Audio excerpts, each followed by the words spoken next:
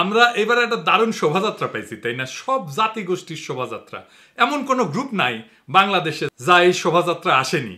এইটাই আগামীর বাংলাদেশ। আগামীর বাংলাদেশ বাঙালির না, আগামীর বাংলাদেশ বাংলাদেশে বসবাস করা সব জাতিগোষ্ঠী। তারপরেও পন্দের আলো লিখে বাঙালির প্রাণের উৎসব। মাসুদ ভালো হবে কিন্তু পন্দের আলো ভালো হবে না। এর মধ্যে ছায়ানট তার বদমাইশি কিন্তু বন্ধ করেনি, বলিছে বাঙালি জাগবেই, সবাই মিলে সুন্দর দিন কাটানোর সময় ফিরবেই।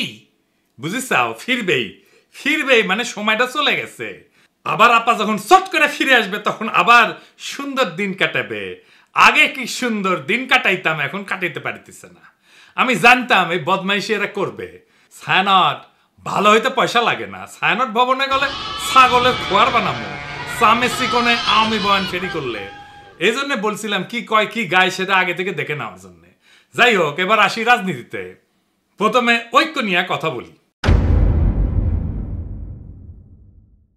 হাসিনার বিরুদ্ধে লড়াই যারা করেছি তারা কেন ঐক্যবদ্ধ নাই? এটা একটা সাধারণ মানুষের প্রশ্ন। এই প্রশ্নটা সঙ্গত, আর এটাও সঙ্গত যে আমাদের ঐক্য থাকারও কথা না। দ্বিতীয় বিশ্বযুদ্ধে হিটলারের বিরুদ্ধে আমেরিকা, রাশিয়া, ব্রিটেন একসাথে লড়াই করেছে। এদের বলা হয় যে মিত্র বাহিনী। তো হিটলারের পতন হওয়ার পরে রাশিয়ার আমেরিকার মিত্রতা কি থাকিছে? থাকে নাই। এই দুই শক্তি ঠান্ডা যুদ্ধে লিপ্ত হয়েছে, তাই না?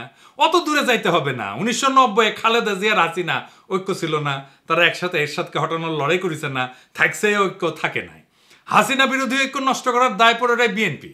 প্রথমে শুরু হইলো টেম্পু স্ট্যান্ড দখল, এখনো চলিচ্ছে। দেখেন তৃণমূলে নিজেরা দখল নিয়ে মারপিট করিচ্ছে, আর বুড়ারা আছে ক্ষমতায় যাওয়ার জন্য নির্বাচন নির্বাচন নির্বাচন করে মুখে ফেনা তুলে ফেলেছে। গণতন্ত্রের জন্য নাকি নির্বাচন লাগবে, ডিসেম্বরের মধ্যেই নাকি নির্বাচন লাগবে। এই ডিসেম্বরের আগে বাংলাদেশের জাতীয় সংসদ নির্বাচনের ব্যবস্থা করবেন। শুনেন, এই সালাউদ্দিন সাহেব আগে কি কইছিল? আমরা সময় বেঁধে দিতে চাই না। সুতরাং গণতান্ত্রিক প্রক্রিয়ায় ফিরে যাওয়াটার বিষয়টি অগ্রাধিকার। সেই হিসাবে আমরা কোনো নির্ধারিত সময়সীমা রেখা আমরা বলতে চাই না। শুনেছেন? তো এখন সময় বেঁধে দিতে চায় কেন সালাউদ্দিন সাহেব? ইন্ডিয়ানরা কয়ে দিছে আপনি তো 9 বছর ওদের আতিথেয়তায় ছিলেন, আপনার দলের লোকেরাই তো মনে করে আপনি কম্প্রোমাইজ। আপনি ভারত সরকারের আশ্রয় থেকে রাজনৈতিক কর্মকাণ্ড চালাইতেন।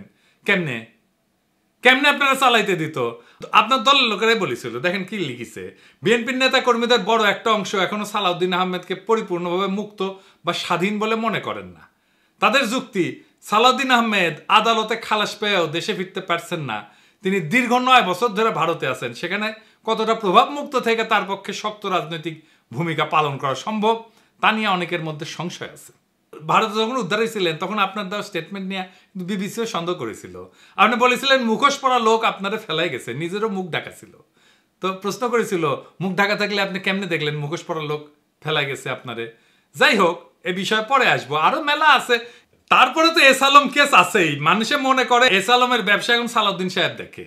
এমনি এমনি গাড়ির চুরি ছিল তাই না। সালাউদ্দিন সাহেব যখন ধরা পড়েছিল না, তখন এস আলমের ব্যাংকের এক ম্যানেজারের বাসার থেকে ধরা পড়েছিল। এস আলমের সাথে আপনার এত খাতির কেন সালাউদ্দিন সাহেব? আবার সালাউদ্দিন সাহেব কইছে বারবার মনে করাই দেবে প্রফেসর ইউনূসের সরকার অনির্বাচিত অনির্বাচিত। কিন্তু একটি নির্বাচিত সরকারের বিকল্প তো আপনারা হতে পারেন না, আপনারা অবশ্যই অনির্বাচিত। সেটা প্রতিদিনই আপনাকে স্মরণ করিয়ে দেওয়া হবে। কেন সালাউদ্দিন সাহেব মনে করাই দিতে হবে কেন? প্রফেসর ইউনূসের সরকারকে আপনার মতো ডিমেনশিয়া আক্রান্ত, আপনার তো ব্রাহ্মী রসায়ন খাইতে হবে। দেখেন কতজন আওয়ামী আমলের নির্যাতনের শিকার হয়ে মারা গেছে তার সংখ্যা আপনি বলতে পারেন না। শোনান এডিটর সাহেব।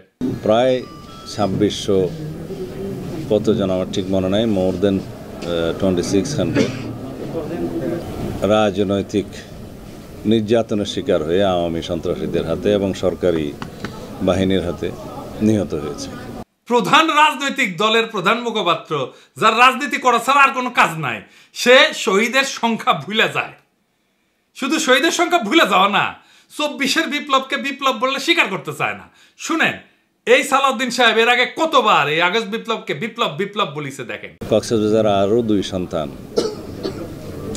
এই জুলাই আগস্ট বিপ্লবে শহীদ হয়েছে। দেখেছেন? আরো দেখেন, জনগণ তাদের গণতান্ত্রিক অধিকার ফিরে পাওয়ার জন্য এই গণবিপ্লব সংগঠিত করেছে। দেখেছেন? আরো আছে দেখেন। পৃথিবীতে একটা নজিরবিহীন ছাত্র জনতার বিপ্লব হয়েছে, সেই বিপ্লবকে পৃথিবীর সামনে দেখিয়ে দিতে হবে এই রক্তাক্ত বিপ্লবের মধ্য দিয়ে। দেখেছেন, বিপ্লব বিপ্লব বলতে বলতে কাইট হয়ে পড়ে যায়। এইবার বলেন যে কয় মাসের মধ্যে সে চোখ উল্টায় দিচ্ছে, দেখেন কি করছে। এদেশে গণতান্ত্রিক গণঅভ্যুত্থান, ছাত্র গণঅভ্যুত্থান সৃষ্টি করেছে। কেউ যদি এটাকে বিপ্লব বলতে চায় তাহলে আমি দুঃখ প্রকাশ করব, এটা কোনো সামাজিক বিপ্লব নয়। তো সালাউদ্দিন সাহেব, আপনার ওটা মুখ না গোয়া? হাসিনার সাথে তফাৎ কি? হাসিনা চোখে মুখে মিছা কথা কইতো, আর সালাউদ্দিন সাহেব নিজে যা বলছে সেইটা 1 বছর না যাইতে যাইতেই ঘুরে ফেলছে। ক্ষমতায় গেলে কোনো প্রতিশ্রুতি রাখবে এরা? রাখবে না। তার স্যাম্পল তো এখানেই। আর সে কি রাজনীতি, সংবিধান এসব বুঝে? এই সমস্ত কথাবার্তা যে কয়, আসেন এটা একটু দেখি। সে বলছে নির্বাচিত সংসদ সংবিধান সংশোধন করবে। শুনেন, সংবিধান সংশোধন করবে কে? একটি সংসদ, জাতীয় সংসদ, গণতান্ত্রিকভাবে নির্বাচিত একটি রাজনৈতিক সরকার, একটি জাতীয় সংসদ সংবিধান সংশোধন করার এখতিয়ার রাখে।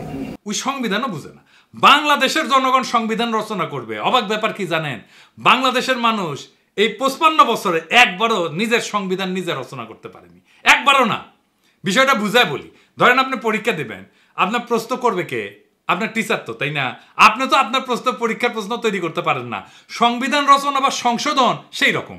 আপনি যখন সংসদে বসেন তখন আপনি সংবিধানের আলোকে তার নির্দেশনায় আইন তৈরি করেন।